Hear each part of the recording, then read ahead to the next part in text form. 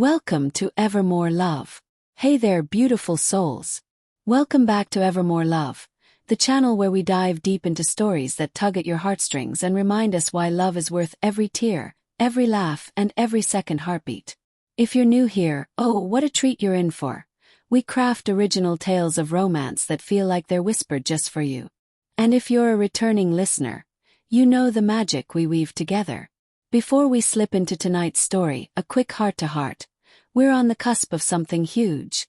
Just 200 more subscribers, and we'll hit that magical 1K milestone. Your support means the world. It's the spark that lets us keep creating these emotional journeys. So, if this story resonates, and trust me it will, hit that subscribe button, turn on notifications, and join our little family of dreamers. And hey, stick around till the very end. Not just for the chills, but because every full watch helps us grow and share more love like this. Ready? Let's turn the page. His dead wife called. The rain-slicked streets of Seattle gleamed under the sodium glow of street lamps, turning the city into a watercolor painting blurred by grief. Alex Harlan had learned to navigate them blindfolded by now. 2 years of wandering them alone. His footsteps echoing like unanswered prayers. Elena had loved the rain. She'd dance in it barefoot on their tiny balcony. Her laughter a melody that cut through the storm's roar. "It's God's way of washing away the ordinary," she'd say, pulling him close until his shirt clung to his skin and his heart forgot the chill. But Elena was gone. Or so the world insisted. The accident report was brutally succinct. A bridge collapsed during a freak mudslide, her car plummeting into the swollen river below. Divers searched for weeks, but the currents were merciless thieves, claiming her body as their own. Alex had scattered what he imagined were her ashes into that same river on a gray afternoon. His voice cracking as he whispered vows to a ghost. "I'll love you forever, Elle. Even when it hurts." Life, that stubborn force, had nudged him forward since then. There was the promotion at the architecture firm, the quiet pride in designing sustainable homes that whispered of second chances. And then there was Sarah. Warm, steady Sarah, with her freckled smile and the way she'd leave him voicemails reciting bad poetry just to hear him chuckle. They'd met at a grief support group, 2 souls orbiting the same void. 6 months in, she'd moved into his queen and row house, her books mingling with Elena's on the shelves, her scent of lavender tea blooming where jasmine once lingered. It wasn't replacement. It was resurrection, fragile and new. Alex told himself he was healing, that the ache in his chest was finally scar tissue, not an open wound. That illusion shattered on a Tuesday evening in October, the kind where the fog rolls in like a secret you can't unhear.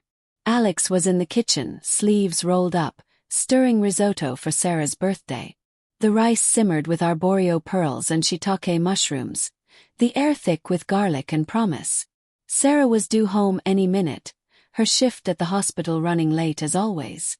His phone buzzed on the counter, an unknown number, local area code. He almost let it go to voicemail. Solicitors were relentless these days. But something, a prickle at the base of his neck like the air before thunder, made him swipe. "Hello." His voice was casual, edged with distraction. Silence. Then a breath. Soft, ragged like wind through cracked lips. "Alex." The wooden spoon slipped from his fingers, clattering into the pot, sending flecks of cream sauce arcing across the tiles. That voice.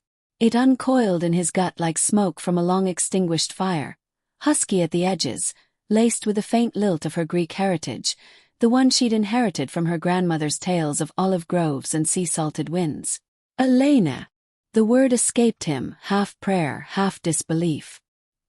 His free hand gripped the counter, knuckles whitening, as if the formica could anchor him against the tilt of the world.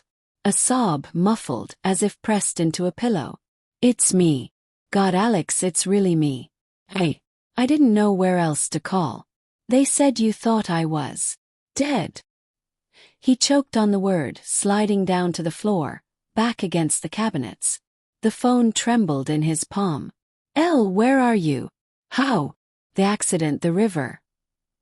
"We looked for you." "Everyone looked." Her words tumbled out in fragments, pieced together through tears that mirrored his own. She'd washed up miles downstream, battered and broken, ribs cracked like wishbones, a concussion stealing days into weeks. A fisherman found her, half drowned on the riverbank. No ID, no memory. Amnesia, the doctors called it. Selective, cruel, erasing the map of who she was. She'd spent months in a small clinic up north, piecing herself back together with strangers who became her makeshift family. No phone, no wallet, just a locket with their wedding photo, warped but intact, clutched in her fist. When fragments returned, his face in dreams, the taste of his morning coffee on her tongue, she'd begged for a phone. The first call she made was to him. "I woke up not knowing my own name," she whispered, her voice breaking like waves on jagged rocks. "But I knew I loved you." That was the first thing that came back. Sarah found him there an hour later, curled on the kitchen floor amid spilled rice and shattered illusions. The risotto had boiled over, scorching the pan black, but Alex barely registered the smoke alarm's wail. He clutched the phone like a lifeline, replaying Elena's number in his mind, afraid it would vanish like mist. Sarah knelt beside him, her nurse's instincts kicking in. Pulse check, gentle questions, but her eyes held a dawning sorrow. "Who was it?" she'd asked, and when he told her, the air between them thinned, fragile as spun glass. The reunion was a storm wrapped in sunlight. Alex drove north the next dawn, Sarah's hand lingering on his arm at the door. A silent permission, or perhaps a goodbye. Two hearts. "Go find your truth," she said, her voice steady despite the tears carving paths down her cheeks. The clinic was a squat brick building on the edge of a whispering pine forest, the kind of place where hope hid in hydrotherapy pools and group art sessions. Elena waited in the lobby, swathed in a wool sweater too big for her frame, her dark curls cropped short from the accident's shears. She looked smaller, haunted, but her eyes, those storm-sea eyes, locked on him across the room and ignited. They collided in the doorway, arms wrapping like vines reclaiming a forgotten trellis. He buried his face in her neck, inhaling the faint salt of her skin, mingled now with antiseptic and pine. "I thought I'd lost you," he murmured, his body shaking with sobs he hadn't allowed since the funeral. She held him tighter, fingers threading through his hair, whispering apologies for a fate neither controlled. In that embrace, time folded, the 2 years apart compressed into a single aching breath. But love reborn isn't a fairy tale epilogue. It's a labyrinth of thorns and tender shoots. The first weeks were a delicate dance. Elena came home to the row house, but shadows lingered in the corners. She'd wake screaming from nightmares of churning water, clutching at sheets as if they were driftwood. Alex learned to soothe her with chamomile tea and stories of their honeymoon in Santorini. Lazy afternoons on black sand beaches, her toes tracing patterns in the volcanic ash. Yet guilt gnawed at him like termites in old wood.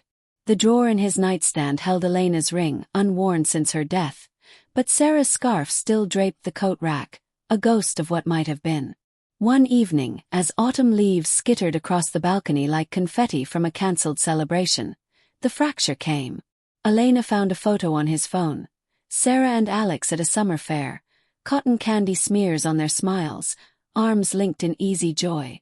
"Who is she?" Elena asked, not accusing, but the hurt in her voice was a blade, slicing through the fragile peace. Alex knelt before her, the rain pattering a mournful rhythm outside. "She was light in the dark, Elle. When I thought you were gone forever, I was drowning too. But it was never her. It was always echoes of you." Tears streamed down his face, hot and unbidden. He confessed the support group, the tentative dates, the way Sarah had mended his fractures without ever filling the void Elena left. "I stopped seeing her the day you called." She understood. "She's gone now, but the guilt. It eats me." Elena's hands cupped his face, thumbs brushing away the salt. Her own eyes shimmered, not with anger, but a profound, weary understanding.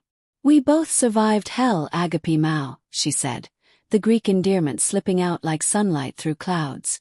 "Forgive yourself. I had to learn to forgive the river for stealing me from you."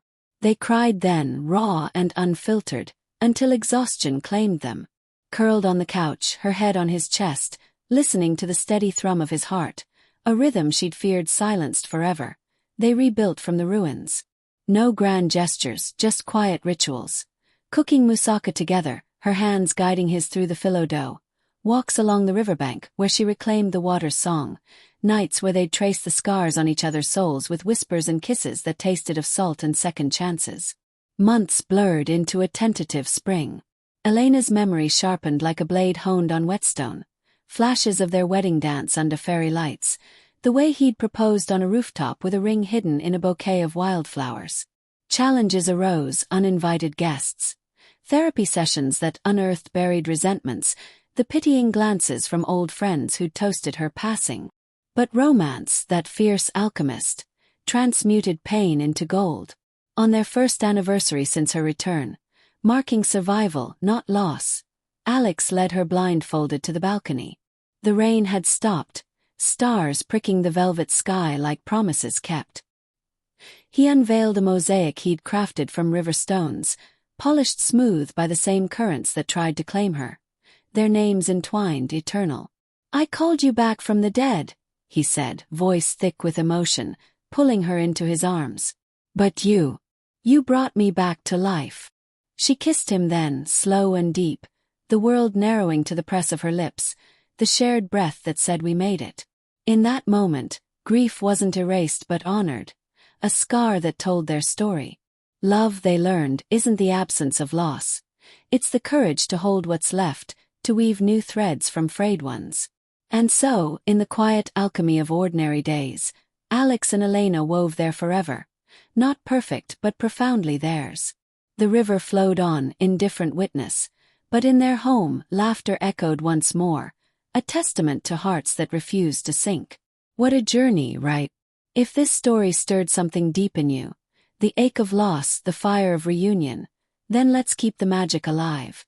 Hit that subscribe button for Evermore Love, where every week we deliver fresh, heartfelt tales to warm your soul and expand your English horizons.